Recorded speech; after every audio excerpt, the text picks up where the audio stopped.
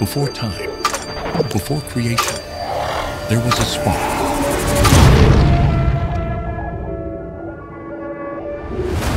A spark that gave birth to light, life, and the ultimate gift, knowledge.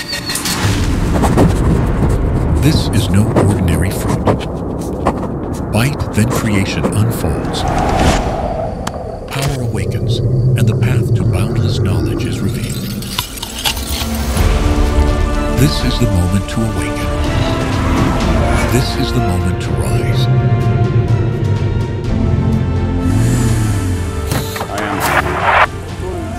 This is creation of cosmos. Itong video ay dapat mas malaman pa, pero mas mahalaga na makatapos kaysa piliting gawing perfect yung bawat idea kasi mas lalo lang mauudlot ang progress. Ang mahalaga ay mayroon kang masimulan, tapos huwag hihinto sa paggawa.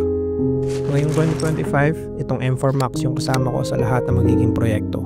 Wag mula nung dumating to ng December 17, pinupush ko siya sa limits niya at hindi ako binigo. May mga projects na rin akong tinapos dito habang ginagawa yung video na napanood nyo. Napagsasabay ko lahat ng softwares na ginagamit ko, nakakapag-render ako ng matulin, may consistent power kahit hindi nakasaksak sa power supply at ang punat ng baterya. Ito ang the best na laptop ng 2024 at 2025. Thank you Earthlings for watching. This is Creation of Cosmos.